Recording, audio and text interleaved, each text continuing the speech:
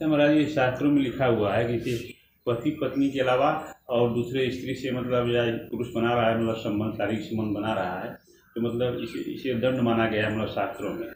और देखते हैं पश्चिमी देशों में जो कुछ देशों में तो एकदम फ्री है, मतलब इसका मतलब छूट है। तो क्या दंड तो मतलब ईश्वरी कृपा अच्छी से तो हर जगह एक ही नियम तो है होगा।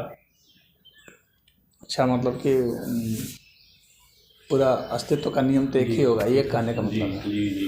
देखो, ये स्त्री और पुरुष का जो संबंध है ना, जी इसको हमें तो प्रकृति से समझना पड़ेगा। हाँ, प्रकृति में ऐसा नहीं है कि आपको एक ही से संबंध रखना है। सच्चाई तो यही है। तुम किसी कुत्ते को देख लो, बिल्ली को देख लो, किसी में भी देख लो। हाँ, लेकिन एक सुपर प्रकृति भी है। ये सामान्य प्रकृति की बात मैं कर रहा था, लेकिन एक सुपर प्रकृति भी है जिसमें कि एक से ही संबंध रखते हैं।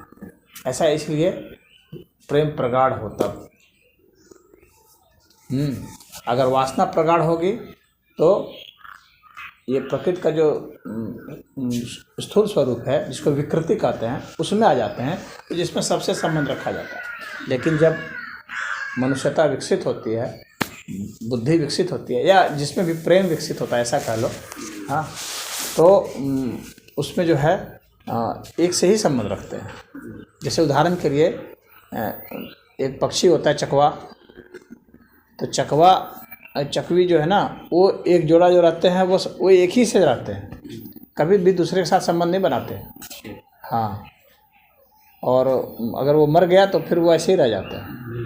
हाँ, पशुओं में तो इसका मतलब है कि उसका जो है प्रेम जो है विकसित है,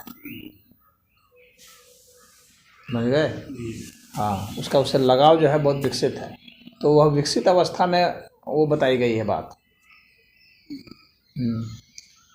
लेकिन ये सब जो हैं, जब वासना ज़्यादा प्रगाढ़ हो जाती है तो फिर आदमी कई से संबंध बना लेता है, औरतें कई से संबंध बना लेती हैं। तो इसका मतलब दंड नहीं है, मतलब दंड का विधान नहीं है, मतलब ईश्वरी मतलब व्यवस्था में क्यों नहीं दंड होता है? दंड तो होगा ही, दंड भी होगा, पुरस्कार भी होगा, सब साथ ही साथ में होगा। एक नारी ब्रह्मचारी भी कहा गया। दंड होगा और पुरस्कार भी होगा, दोनों में दंड और पुरस्कार है। ऐसा नहीं है कि एक में दंड नहीं है, दंड एक में भी दंड है। एक में भी दंड है। क्यों नहीं दंड होगा? मान लो कि एक व्यक्ति एक ही पर निर्भर है, एक ही पर निर्भर है, उदाहरण के लिए एक ही से उसको लगाव है, हाँ, लेकिन उससे उसको लगाव नहीं है, तब क्या होगा? इसको तो लगाव है लेकिन उसको लगाव नहीं है। नहीं, पति पत्नी कोई जरूरी तो है नहीं, पति पत्नी में तो रहता ही है, ऐसा कोई जरूरी नहीं जरूरी है। नहीं। ये कोई जरूरी थोड़ी है, तो भावना के ऊपर ये जरूरी नहीं है कि दोनों जो पति पत्नी हैं तो दोनों एक दूसरे को चाहते ही होंगे, ऐसा नहीं है। नहीं, ऐसा एक आदर्श खींचा गया है कि ऐसा होना चाहिए, लेकिन ऐसा हो कोई जरूरी नहीं है।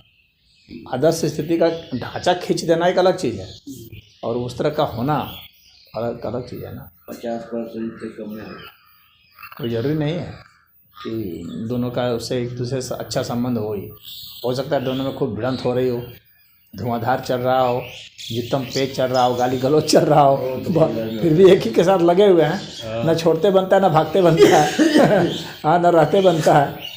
तो ये सब होता है ना, तो ये भी होता है, तो वहाँ पर वो हिंसात्मक रूप धारण कर लेता है।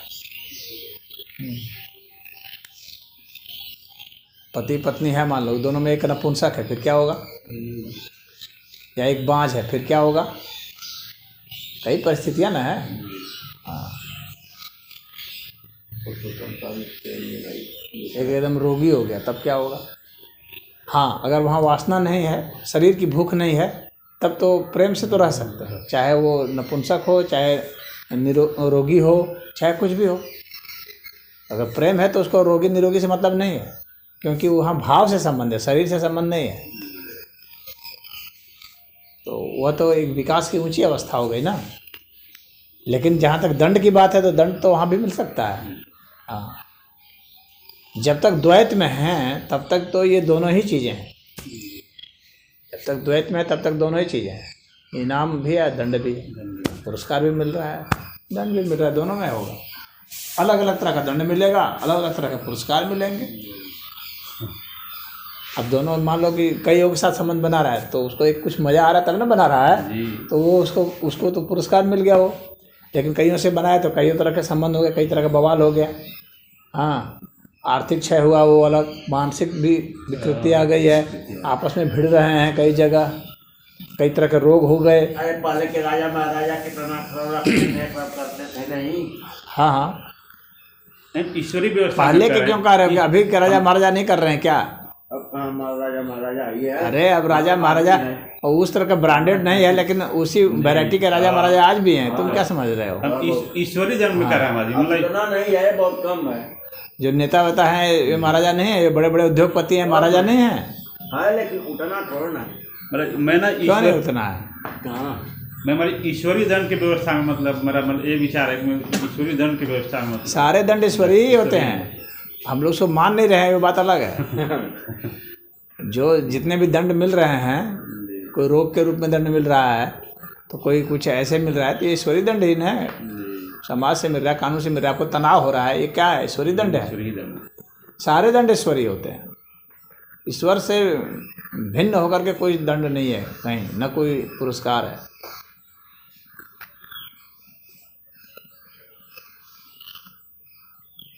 नहीं तो ईश्वरीय दंड किसको कहते हो बताओ? हाँ, समझ गए महाराज। और कौन सा ऐसा दंड है जो कि हाँ, विशेष ईश्वर ही उतर करके दंड देंगे किसी को? समझ गया। हाँ, सब दंड ईश्वरीय है, जितने भी दंड है और जितने भी पुरस्कार हैं वो भी हैं। जितने भी आप वो कर रहे हैं, कर्म कर रहे हैं, चाहे एक से संबंध रख रहे हैं चाहे कईयों से संबंध रख रहे हैं तो सारे ईश्वरीय ही। जो कईयों से संबंध रख रहा है वह भी ईश्वरीय है, और जो एक से रख रहा है वह भी ईश्वरीय है। बस आपके भावना के विकास की बात है कि आपकी भावना कहाँ तक है, आपका प्रेम कहाँ तक बढ़ा है। समझ रहे हो? तो प्रेम प्रगाढ़ हो गया, एक से भी हो सकता है, दो से भी हो सकता है, प्रेम कई से भी हो सकता है। लेकिन क्या शरीर की भूख है या मन की भूख है, भाव की बात है, तो वह व्यक्ति वो खुद जजमेंट करेगा ना कि वो शरीर के लिए वो कईयों में भटक रहा है कि वो भाव के लिए भटक रहा है। हाँ, वो तो अगर प्रेम विकसित हो जाए तो किसी की ज़रूरत भी नहीं है, वो अकेला अपने से ही प्रेम कर लेगा, स्वयं से ही प्रेम हो जाएगा उसको। किसी कुत्ते बिल्ली से भी प्रेम हो सकता है, किसी पौधे से भी हो सकता है। तो प्रेम के लिए ऐसा नहीं है कि एक स्त्री का ही होना जरूरी है, ऐसा कुछ नहीं है। स्त्री भी हो सकती है, पुरुष के लिए नहीं भी हो सकती है। स्त्री के लिए, स्त्री क्या है, अपने बच्चे से उसको लगाव हो सकता है,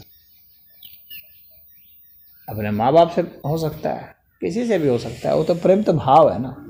हाँ, और शादी विवाह तो एक दूसरा मामला हो गया, उसमें तो शरीर को मिलना है, भाव मिल भी सकता है नहीं भी मिल सकता है, बच्चा उत्पन्न करना है, संतान उत्पन्न करना है।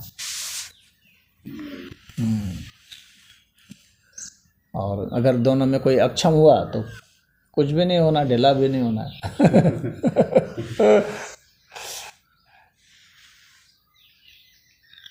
विवाह का वैसे मुख्य उद्देश्य तो वही है कि संतान उत्पन्न हो जाए और वो लोग आप लोग आपस में कोई साथी मिल जाए जिससे जीवन जो है सहूलियत से अपना निकाल ले। अगर प्रेम हो गया तो अति उत्तम है, आदर्श माना गया है वो।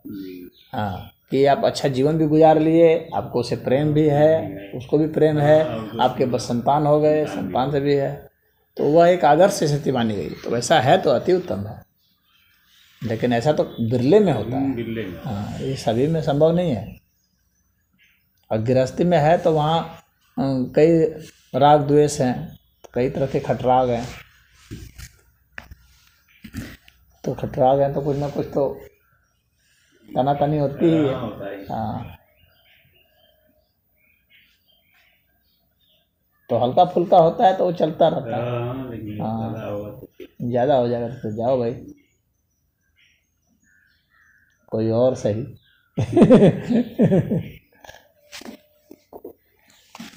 दूसरी शादी तीसरी शादी करते हैं।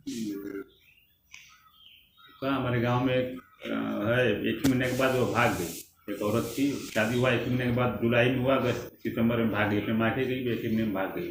तो फिर वो फिर अपने घर वापस आ गई, वो अपने मायके में।